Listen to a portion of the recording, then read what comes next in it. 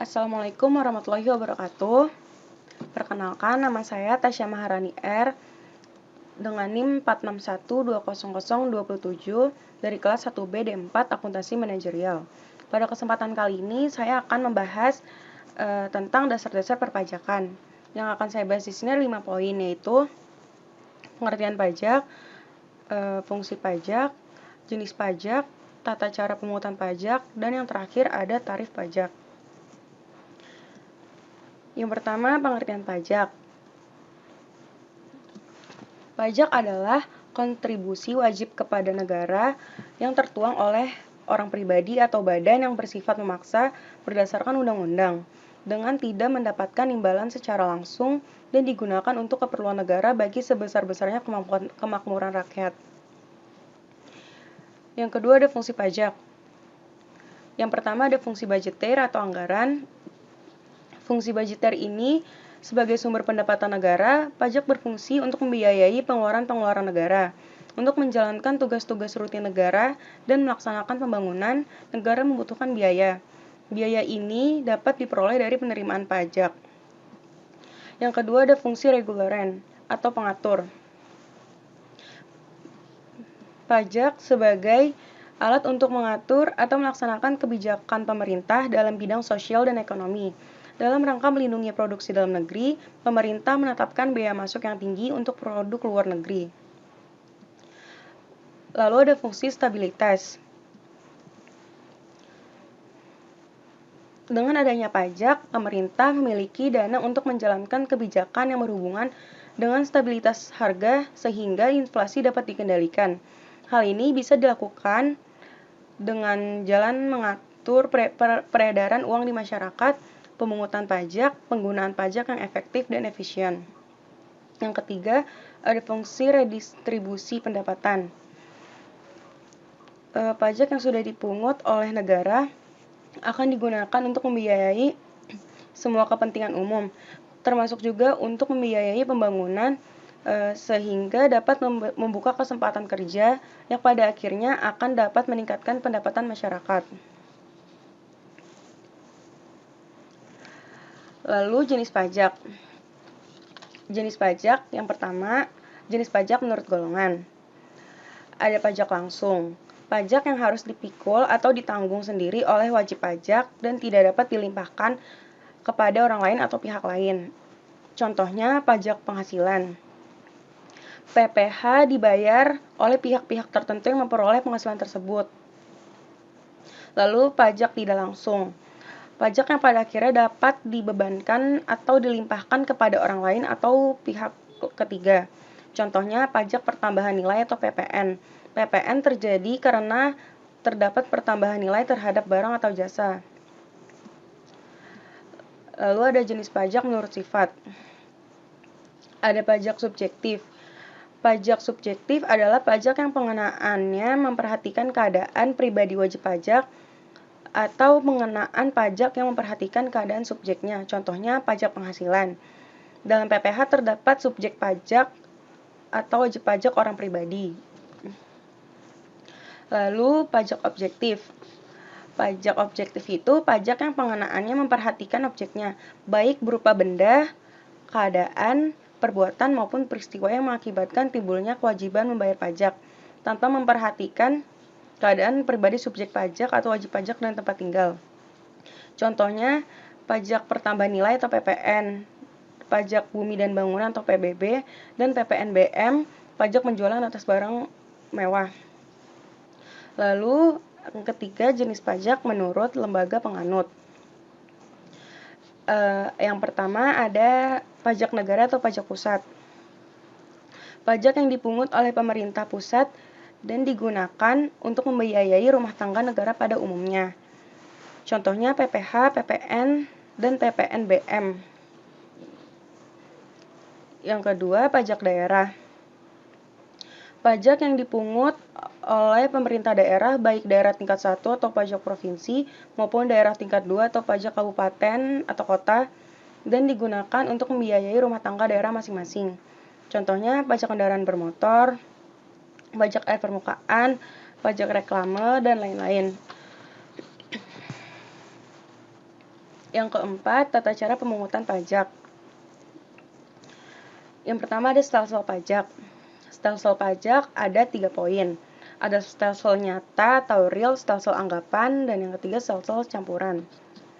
Stelsel nyata atau real ini menyatakan bahwa pengenaan pajak didasarkan pada objek yang sesungguhnya terjadi. Untuk PPh, objeknya adalah penghasilan. Contoh, pajak penghasilan pasal 21, pasal 22, pasal 23, pasal 4 ayat 2, dan pasal 26. Yang kedua, stelsel anggapan atau fiktif. Stelsel ini menyatakan bahwa pengenaan pajak didasarkan pada suatu anggapan yang diatur oleh undang-undang. Contohnya, angsuran bulanan PPh pasal 25. Stelsel campuran itu menyatakan bahwa pengenaan pajak didasarkan pada kombinasi antara stelsel nyata dan stelsel anggapan.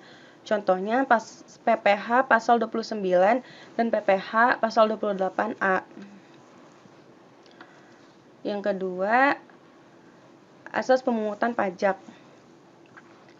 Ada 3 poin, asas domisili, asas sumber, dan asas kebangsaan. Asas domisili atau asas tempat tinggal menyatakan bahwa negara berhak mengenakan pajak atas seluruh penghasilan wajib pajak yang bertempat tinggal di wilayahnya, baik penghasilan yang berasal dari dalam maupun luar negeri.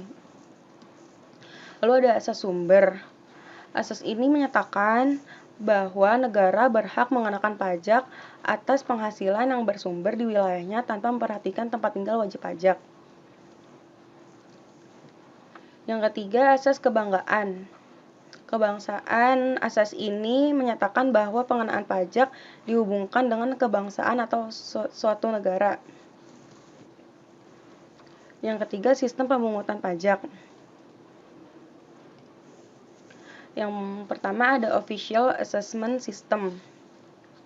Sistem ini pemungutan pajak yang memberi kewenangan aparatur perpajakan untuk menentukan sendiri jumlah pajak yang tertuang setiap tahunnya sesuai dengan peraturan perundang-undangan perpajakan yang berlaku. Yang kedua ada Self-Assessment System. Sistem pemungutan pajak yang memberi wewenang wajib pajak dalam menentukan sendiri jumlah pajak yang tertuang setiap tahunnya sesuai dengan peraturan perundang-undangan perpajakan yang berlaku. Yang ketiga ada Withholding System, sistem pemungutan pajak yang memberi wewenang kepada pihak ketiga untuk ditunjuk untuk menentukan besarnya pajak yang tertuang oleh wajib pajak sesuai dengan peraturan perundang-undangan yang berlaku.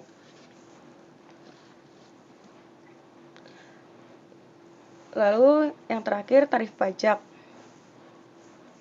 Yang pertama, tarif pajak proporsional.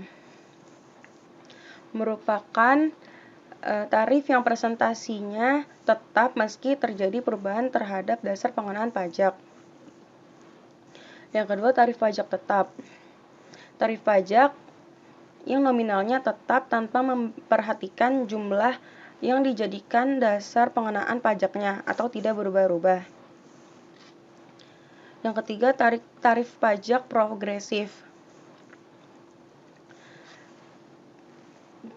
Jenis tarif pajak progresif ini presentase tarifnya semakin besar mengikuti besaran nilai objek yang dikenai pajak. Tarif pajak progresif ada yang pertama, tarif progresif adalah jenis tarif progresif yang kenaikan persentasenya semakin besar atau persentase akan naik sebanding dengan dasar pengenaan pajaknya.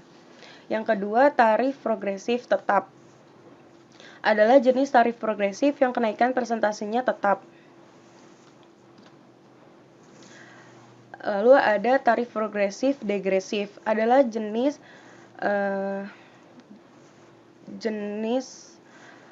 tarif progresif yang kenaikan persentasenya semakin menurun atau degresif.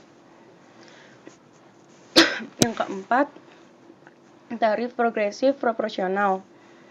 Tarif ini berupa presentasi tertentu yang makin meningkat dengan meningkatnya Dasar pengenaan pajak dan kenaikan presentasi tersebut adalah tetap.